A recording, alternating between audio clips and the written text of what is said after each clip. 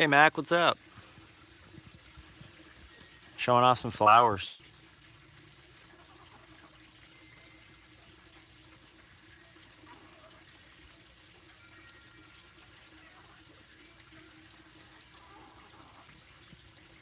Yeah, you too. It's getting nice out here too. You're missing some good weather.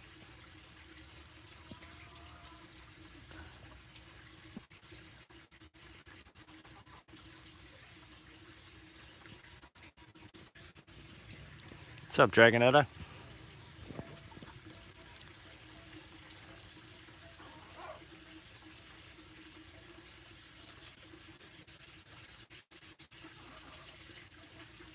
$39 degrees. Wow. I don't know what we are, 70 or something. A little windy.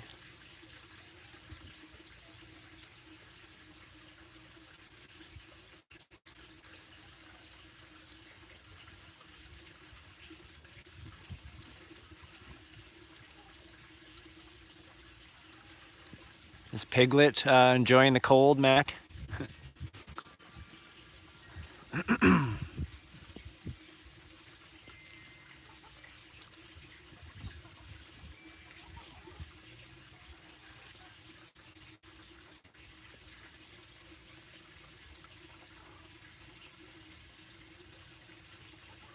Yeah, that zig guy's all right.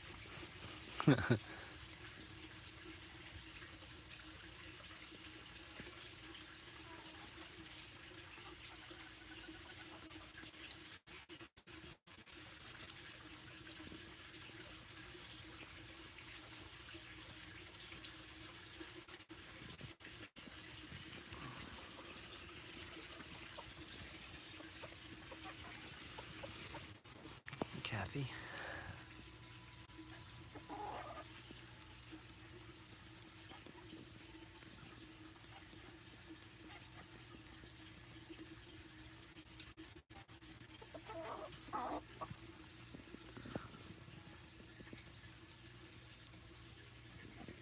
That's Kathy.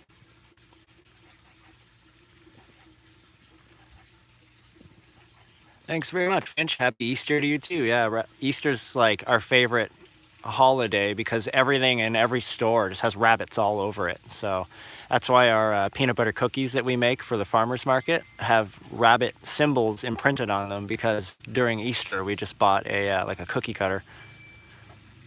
It's perfect. There we go. There's some flowers.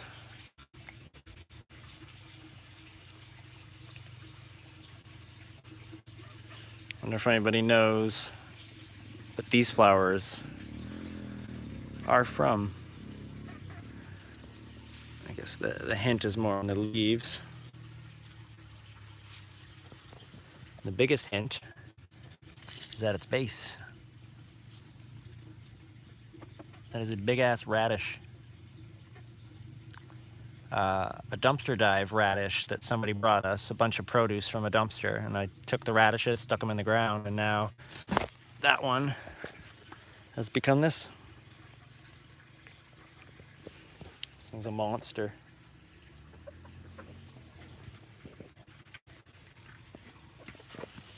Yeah, it makes these tiny purple flowers.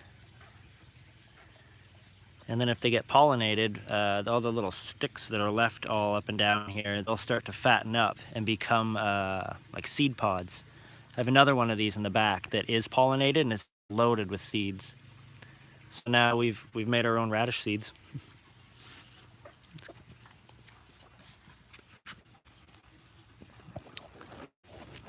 Hidden within here is another flower.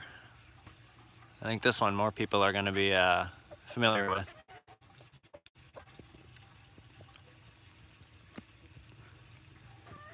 Because eventually that flower becomes these bad boys.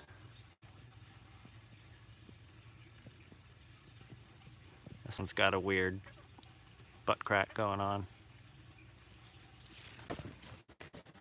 Pretty soon it's going to get too hot for us to actually make tomatoes off of these. Last summer I had 3 or 4 7-8 foot tall tomato plants, and each time they would try to make tomatoes, too hot, the tomatoes would turn to mush. and they're trellised up a sugar cane. This is sugar cane that we've grown from a cutting, and it's gone this tall multiple times, and then it'll fall back. And I've taken 4 cuttings from it, and they've all rooted, so they are near the pond right now, gaining some leaves before I put them in the ground. This one isn't a flower, it's gonna be. Yeah, Mac, George is there, and he's in that spot, nestled in there nicely. This is about a 3-foot tall sunflower making its way up past everything else. It was a volunteer that sprouted from way down here. There's a small pot with a seashell in it and some thyme. A friend of ours, a person that comes out here to the slab, Zoe gave us this thyme, and then out from it came these 2 huge sunflowers. Bonus.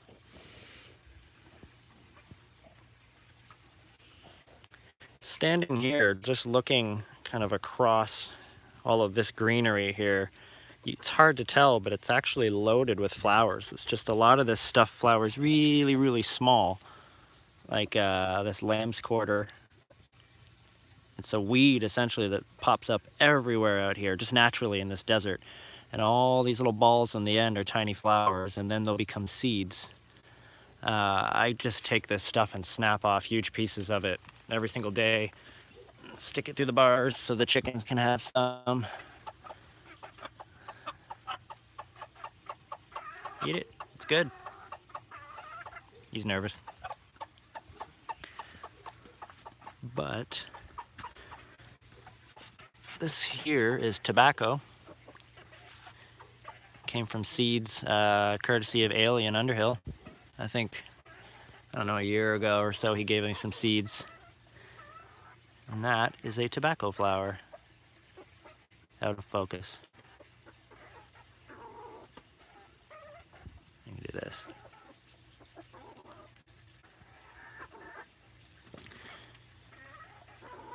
Seems to have some pests going on, which is interesting because the nicotine is supposed to help you not have pests. All of that's originating from one plant.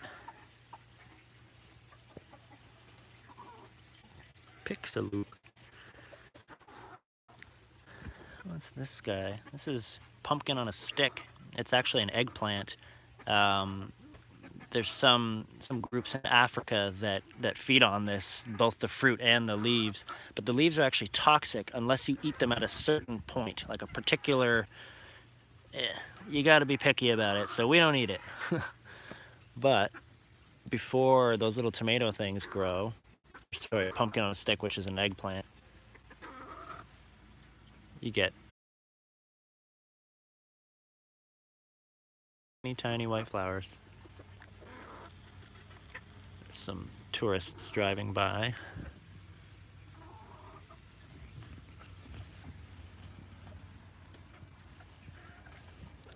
Right on, itty bit. This is our 2nd live stream ever, so we're basically in the same boat.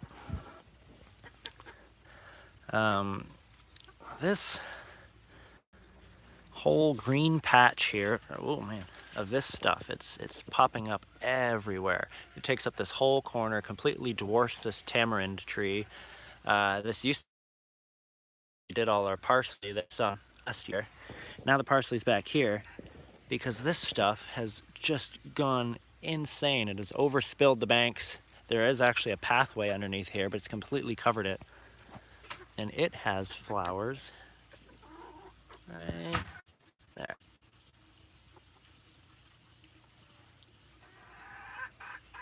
Let's do it.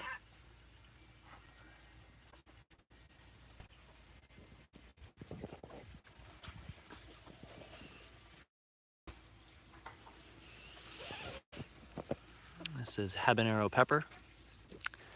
And I don't see any flowers, but there's a little baby pepper.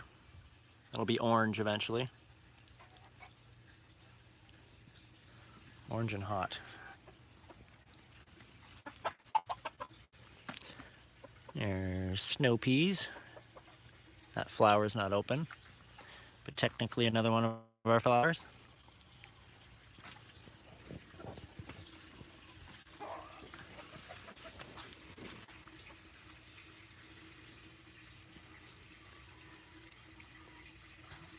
This is the best flower.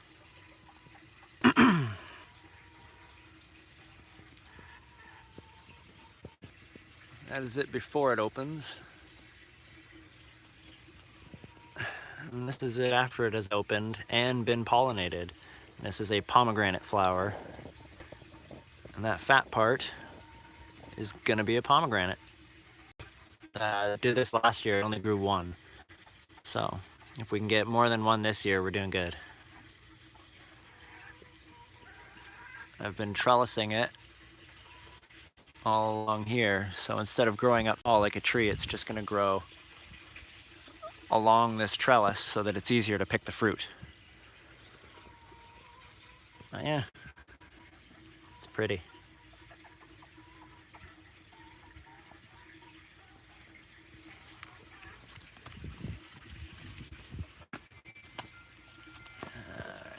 It's tricky to walk around in here. These are jalapenos, not flowers, but they once were. More jalapeno.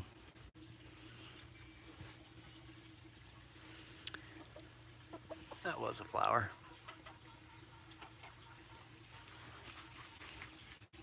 This is coriander, or cilantro.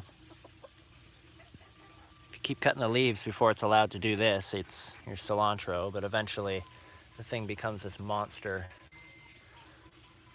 plant and flowers, and then you'll get all the seeds on here, and if you collect those seeds, that's coriander. More tomato flowers.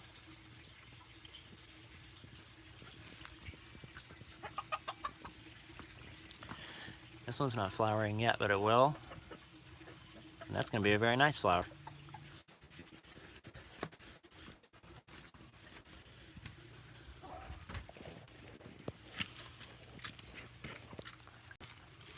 I love these ones. Look at that.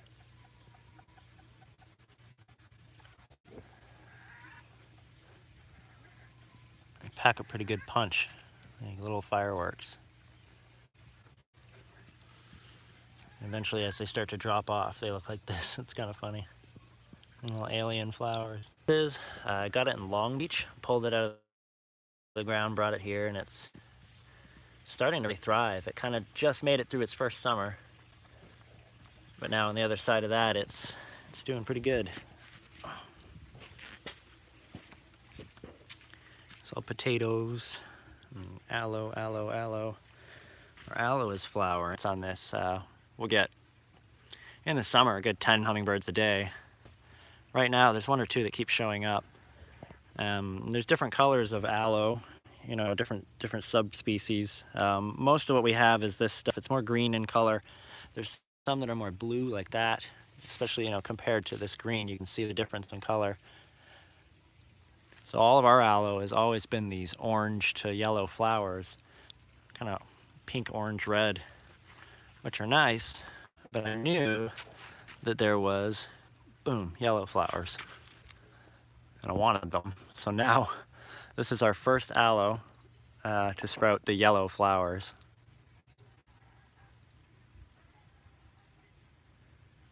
That is where I am. Actually, I am outside, but I guess, you know, it's a tight look, but yeah, there's that way. It's kind of out between and we're back along this canal here, so the spot, we don't really have to see for art on Instagram. Yeah, we've been doing some Instagram stuff. It's easier than the videos, but haven't done quite as much art recently. It's all been, you know, making sure everything's good and surviving, just trying to get through this pandemic. There you go. This flower, we didn't plant these. This is just creosote. Tons of creosote out here. They've got these little puff balls and then the yellow flowers. The bees are going crazy on it right now. I'll have to live stream checking the bees.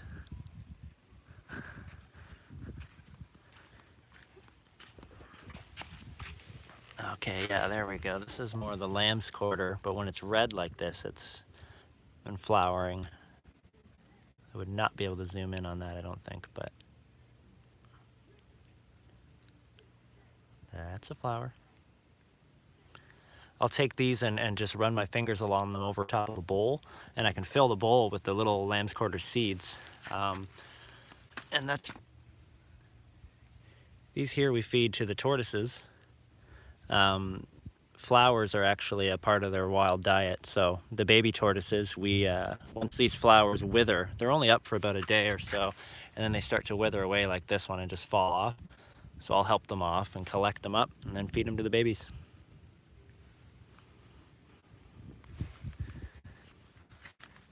That's oleander. It will flower one day.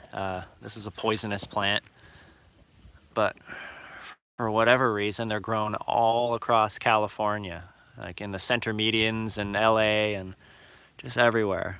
I don't understand why we grow it so much, but that's why it was available to us. And we have one, maybe actually we have 2 oleanders that we've planted, and they're out here away from the animals. The dogs don't come out here just because I worry about.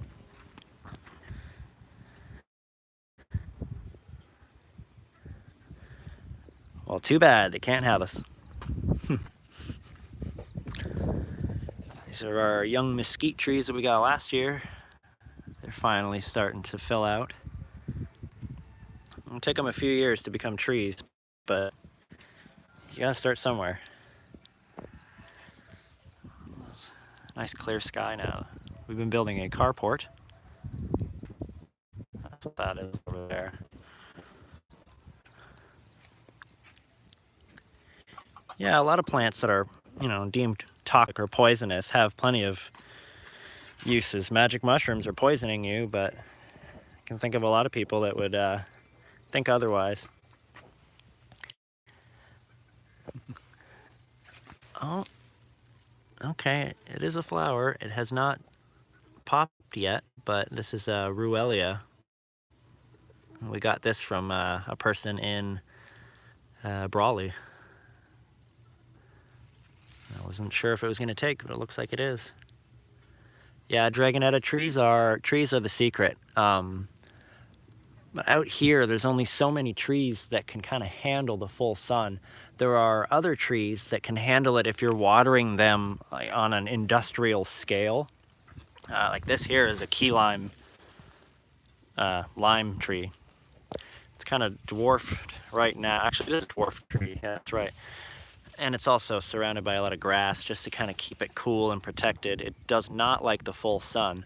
So we use mesquite as our canopy trees. And then once the mesquite has filled in, we can train it and keep it nice and trimmed so that it's not too bushy on the bottom, and plant a lot of other smaller, more sensitive trees like this underneath. But this tree over here is our 2-year-old mesquite. And so the mesquite is edible, top to bottom. It's got uses for just everywhere. Anything you can use its roots, you can use its pods, its leaves, its wood. Mesquite chips. Smoke some salmon. And this one here is one that we cut off some of these branches that we're not nuts about down near the bottom, and you can air layer them into new trees. So that one there is the mommy of this one, this small mesquite tree here. Nothing special, just kind of a stick with leaves on it. But I don't know, states ago, was a branch on that tree that was over there. And through air layering, we made another one. I actually attempted 2, the other one didn't make it, but this is my first successful air layer. So now, when the time of year is right, I'm gonna do multiple more. And then eventually this naked spot between me and that cabin will hopefully be filled with trees. Right now it's filled with junk. That's how Slab City goes. Here's another mesquite.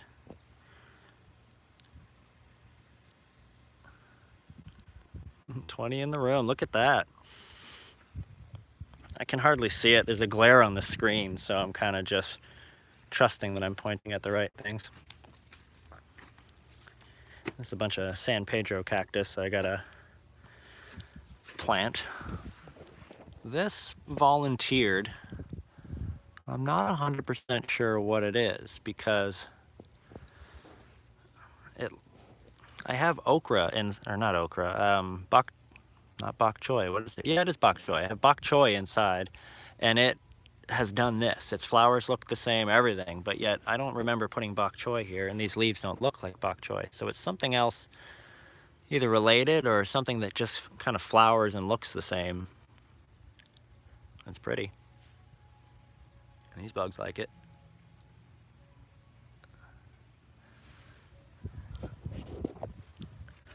This is all weeds, but weeds that we can kind of nurture. All of this is duck and tortoise food. The chickens are picky. They like the meaty stuff. They don't want greens, but there's a lemon tree. What other flowers? I've promised flowers. I'm trying to find all of them. This is bougainvillea. There's a slew of ways you can say that, and I'm sure that I've done them all wrong. This one here is just starting to grow some new leaves, and it is flowering back here. The red flowers that you see are actually not its flowers. Those are just modified leaves called bracts. And inside of the bracts are these little tiny white flowers, kind of white cream color. And that's where the actual flower lies. The bract is just kind of a billboard to show everybody where the tiny, tiny flowers are. More Mexican petunia. Look at this cactus. It looks like a rabbit.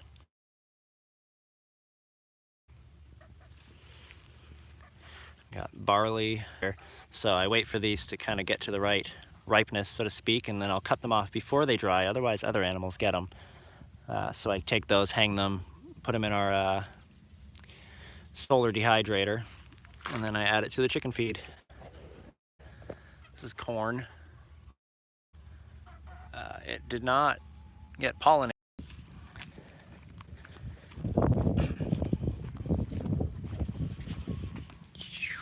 Take a little stroll.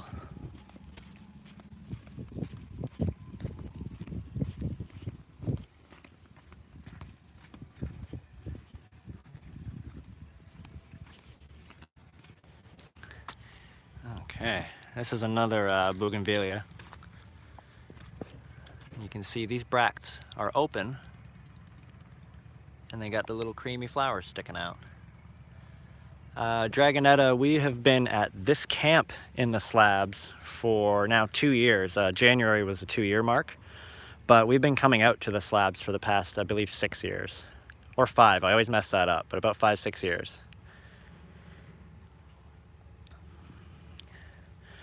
This is the outside wall of the new carport we've been making, because the sun eats your cars, so we're gonna give it some wood to eat instead. And we've planted these bougainvillea here to hopefully cover it all up, because they can handle the full sun. You can see they're all just these little poof balls. Thanks, Dragonetta. Yeah, it's you know, this main structure here was done pretty fast. I mean, I think we did that in about 4 months, because we decided to stay the summer and had 3-4 months to prepare. So much of what you see was done that fast, and then everything else has been kind of added after the fact. This is my favorite prickly pear cactus that we have. It's got battle scars from squirrels chewing on it, as you can see. This is why I hate the squirrels. Actually, I could probably cut that off and make a whole other cactus out of that. This one here is prickly pear, or spineless prickly pear. But as you can see, it's got like these kind of crown-like edges to them, as opposed to something like this one, where it's soft and rounded. RabbitSide videos are where I get all my ideas from too.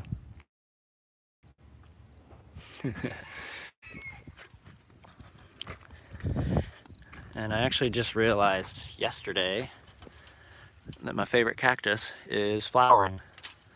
Because these aren't new petals, but actually flowers. And so each one of these is going to be a pretty white flower or yellow, I can't remember. They'll often bloom at night, just one night, and then it's done in the morning. And then what'll be left in its place is going to be fruit, like the dark, dark, dark purple, delicious, squishy fruits from this thing. And those are a delicacy to the tortoises and the ducks. All of our animals love them, so I'm excited about those. No bougainvillea. This one's our purple one. It's not doing purple right now. Hey. That guy's not showing very many flowers. Now, I'm gonna check out Flame. This guy. Oh yeah, actually, I'll go back to that can wall in a second, because we're proud of that, and we want to do more of it. This is like a dwarfed, stunted bougainvillea. Like the other ones, it doesn't grow up very tall. This thing's been here for a minute, but it just gets wider. So, you know, but there's one of its flowers there. I'm hoping eventually it'll gain some height. It's trying to do some new shoots here, so we'll just try to send them upwards. And this is some of the natural stuff that grows here. It's flowering too, little tiny white flowers. And it's this plant here that I go out. It's still a bit early, but when the ladybugs start moving into town, who's that? This is where they'll show up in these plants, because it's some of the earliest cover for them available. And I go through here and I'll find their larvae that are attached to the leaves, and I'll take them and breed them and then release hundreds and hundreds of ladybug larvae into the garden, and they eat all the aphids. You can go to Lowe's or Home Depot and buy ladybugs, but ladybugs fly away. So you put them in your garden, you get up the next morning and half of them have flown somewhere else, whereas the larvae have to walk. So in our garden. Yeah, and it's better than, you know, neem oil and diatomaceous earth and anything else, because we have bees frequenting the same plants. And I don't want to harm them with the stuff that I'm trying to get rid of the aphids with. Yeah, that's social distancing. She's standing. Public service announcement. Yeah, this is the can wall. If you look at it from an angle, it's opaque. But then, you know, as you approach straight onto the cans, we've cut the other side off, so the wind is able to through it. Small animals are able to pass through it right at ground level, but people and dogs are deterred from passing through it. Give it a bit of a curve here, and it helps stand. Each one of the cans was meticulously wired together, but that has proven to take a very long time. And so that's why we don't have any more wall than just this one section. But I'm learning how to build a welder out of car batteries and jumper cables. My tests have been semi-successful, so once I can get that nailed, then we'll weld the cans together, and that should start popping up faster. This is the ugly side of our camp. This is where we stash all the bullshit that we make this place out of. Like grills and pallets, and I got all these lamps. Here's a slide. I'm gonna turn that into maybe like a waterfall or something. So although it looks like a disaster, much of this stuff doesn't stay here long. It gets filtered in and used, and every time a project happens, I go, oh, I'm pretty sure I have a broken garbage can. Okay, I think I'm back. Our first live stream that we did was live hatching chicks, because I got a mama bird in here and she was sitting on some eggs, and there was one chick that was already in there, and I was hoping that some of the other ones would pop while we were streaming, and they didn't. But since then, they have. We now have 4 little peeps in here with mama bird. One there, and 2 white ones. And then the brown colored one, the tan one at the back, that one is you know, multiple days older than the other chicks. It's cool. The dome they're working, at least genetically.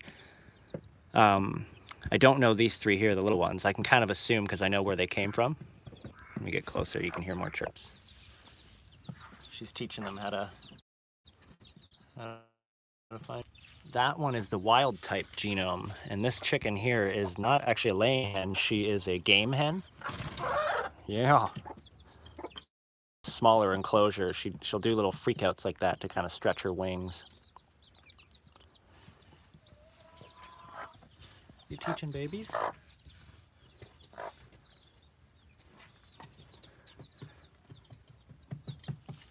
Yeah, these babies don't eat chicken food, they only eat likes, so unless you want to see something bad happen. I'm just kidding, I fill this thing up with likes.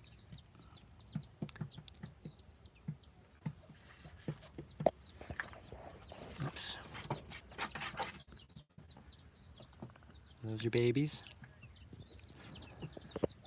This enclosure came pre-built from somebody else. They were getting rid of it in Niland, and so I've been building in the bottom side of it so that they can get underneath it and scratch around in these bushes and trees and in the dirt and catch bugs. And so the last step is finishing this ramp that's inside that goes down to the bottom, and then I'll cut the wire up inside there so that the birdies can walk down and up the ramp and go on little bug eating adventures.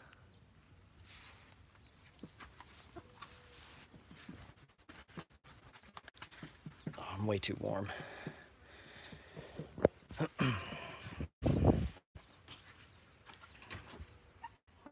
Babies.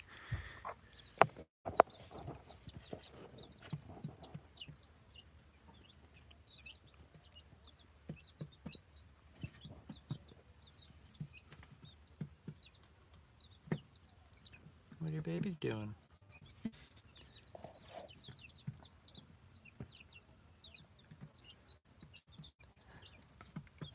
So cute.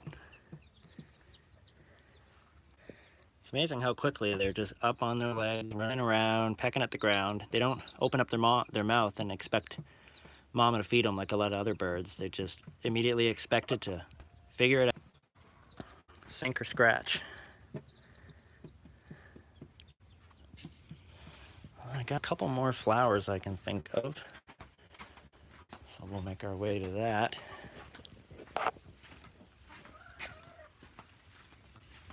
The ground's still wet from the rain.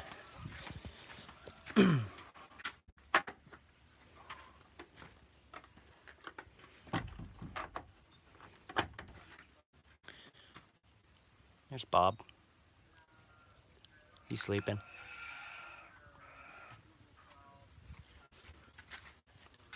This is the upgraded tortoise pens. They used to be in one pen, but they're now separated. So Bob is over there, and Apples is over here. And then I just let them out on kind of time-shared use of this out here. Grass that pops up, seeds, gets ready. Okay, I'm learning the limits of Wi-Fi. There we go. Beginning of this, I showed radish flowers. That's what these are. More radish flowers, except these ones were pollinated and they have these seed pods on them.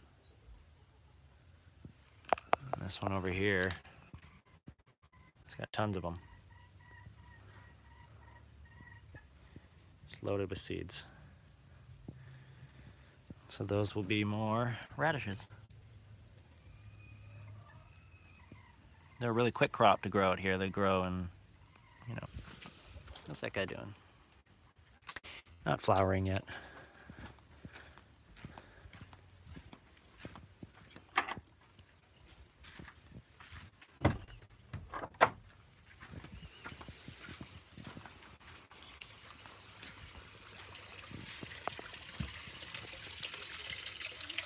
some flowers by the pond. I try not to drop my phone in the pond. This is the bok choy that came out of a dumpster. I stuck down in there, and it has produced this pretty sizable flower stalk.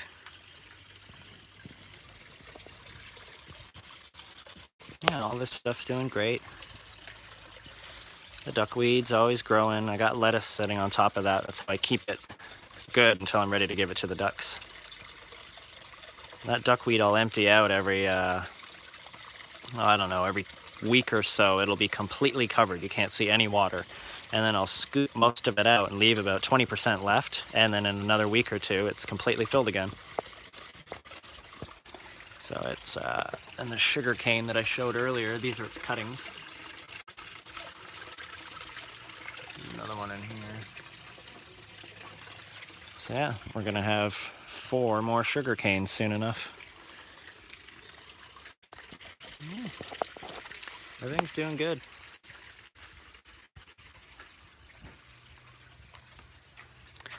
Those flowers aren't real.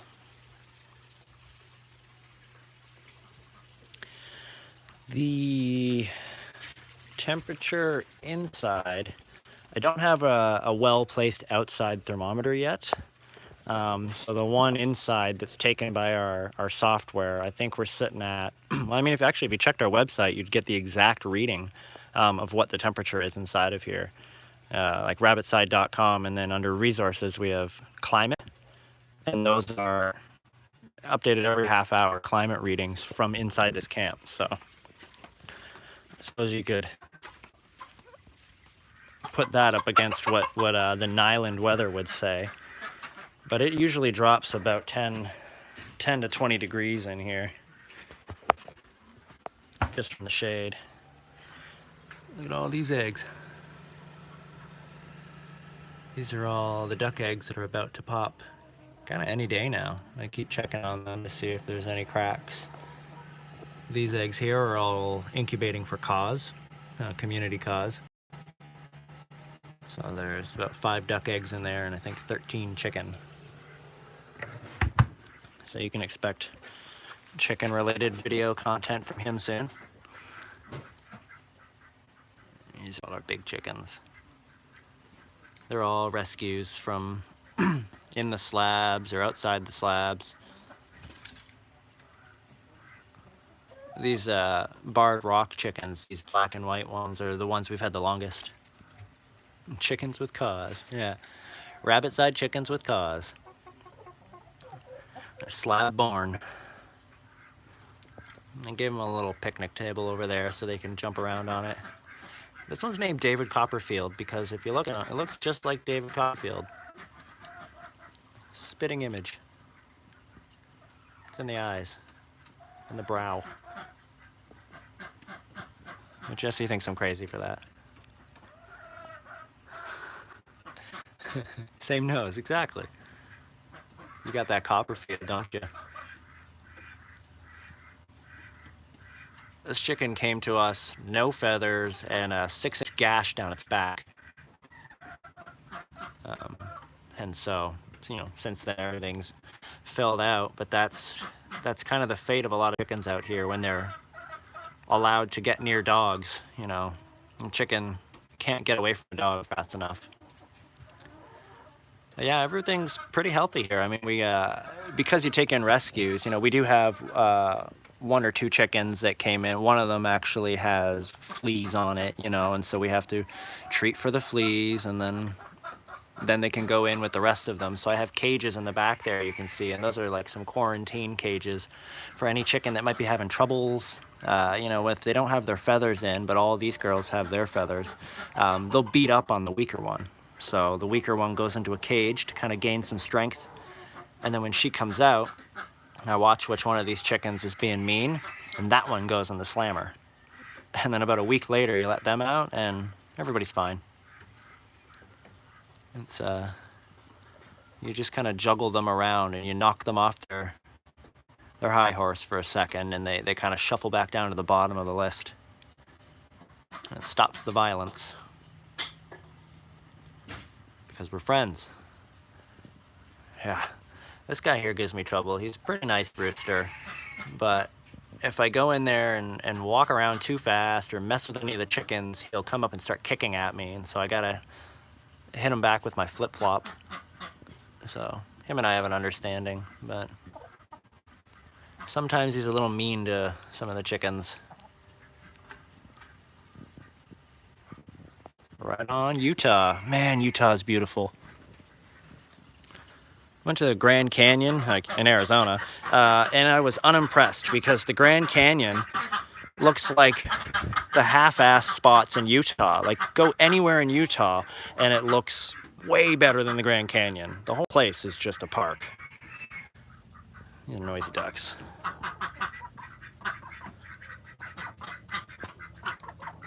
Hi, Oleana. This, I've put up this barrier here to separate the male from the female in this pen, because once the baby ducks hatch, when they become fluffy enough, I'm gonna stick them in here, and she's gonna be the mommy and teach them how to eat and drink and be ducks. And once they're old enough, then they don't have to be in here with her, and I can let El Pato come back, because he's over there all alone, and he's upset about that because it's springtime, and ducks are a little rapey in the spring, so he's got a one-track mind. More babies? Oh, she's sitting on them. But yeah, that's, oh wait. I was gonna say that's the flower tour, but I forgot. I recently also made this garden. It's on the south side, so that in the winter time it gets plenty of sun. Unlike the other garden on the north side, where everything's really bumping, in the winter time it doesn't do so well because it doesn't get sun. So this is duck in some real duckweed. It's collected rainwater. On a good rain we can get you know, a good 100 gallons stored. We're only limited by our storage ability. These are all beans. The pinto beans that they give you at the food bank. And that's our not so secret to making any of our gardens. We take this sand and turn it into black earth using just, like, this still looks like sand inside of here, but it's completely loaded with hay and manure and compost, and then the beans and lentils. And any of the gardens that I've been showing you, all of those have been made that way, and on the high end it took 2 years. But now I've kind of perfected it, and I started all of these gardens. This was just a sandy patch 3 months ago, not even. Only made this spring. This may be a desert, but it's there's no such thing as bad soil. It's just missing components. But now I want to eat one of these. I just saw a good one. There we go. Yeah, some peas. We actually don't see many snakes. One got inside of our trailer and I had to open the door and kick it out the door. And I think we've seen maybe 3 snakes in total here, and they've all been gopher snakes. Down by the lower canal, they'll get a rattlesnake damn near every day, but that's where all the prey is. So up here, there's not as much prey for the rattlesnakes. So they generally hang out down there. I've seen our chickens screw with the mice. We have a lot of mice and rats because of the food. And we're working on building a mill to separate all that stuff. It's been taking time.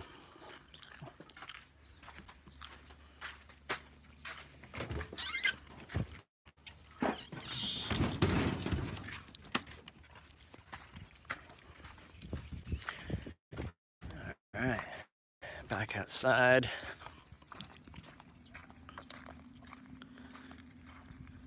Yeah, basically, you know, in the years that we've been here, this canal fence is along there. There's a fence line, and that road was, we would walk down to go to the Ponderosa for chili nights.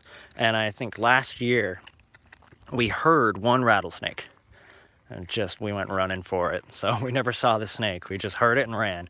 But that's the only time we've even come close to seeing one out here on this end. But again, we've had friends down by the lower canal. They're they're dealing with enough snakes that they're eating them. You know, it's an abundant. Oh, there's a quail. You're not gonna be able to see that, but the quail are walking along the fence.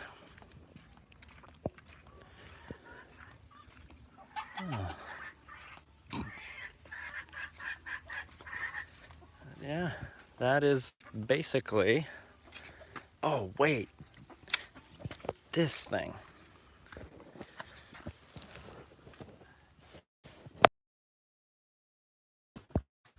There we go. Like I said, I'm learning the limits of our. Need some access points, but I want to get close to this flower. It might drop again, but I'm gonna try because they're neon pink. Just these tiny little neon flowers that are all over this thing. They've actually dropped in intensity now. When I first noticed, they were just popping. And they're puny. You stand up and you don't even notice them. That's most of the wild stuff out here. It's got to be out of sight, or things find it and eat it.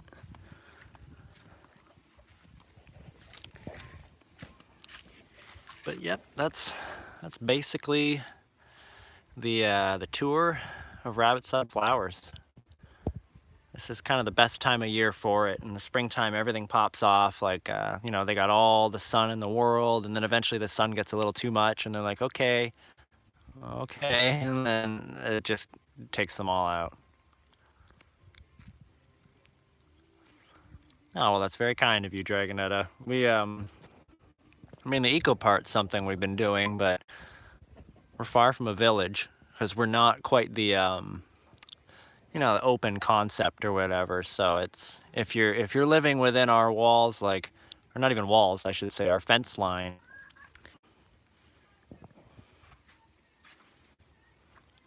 All right on there, Dragonette. I figured, man, there's a lot of flowers out here. I'm sure I could share this with some people that might appreciate it. But yeah, I think this is approaching 1 hour, which, you know, that's pretty good for a live stream. I think over that, and you're probably pushing it. But yeah, I think I will let you folks go, and thank you very much for tuning in and touring the garden with me. And I'm gonna keep doing these live streams because it's easier right now than editing. We're having to step up our game because summer's coming. But now with this, you know, coronavirus stuff and everything else, we're just doubling down on making sure that we're sustainable. So editing videos just has not been on that list. But the live stream thing, this is working. And, you know, it gets the job done. So I'm going to keep them coming. And, you know, in the comments, if you could give me more ideas. I did the live hatching the chicks, and now I've done a garden tour. So, you know, let me know what other kind of things you want to see, and I'm sure we can find some stuff to look around at. All right, until next time, thanks.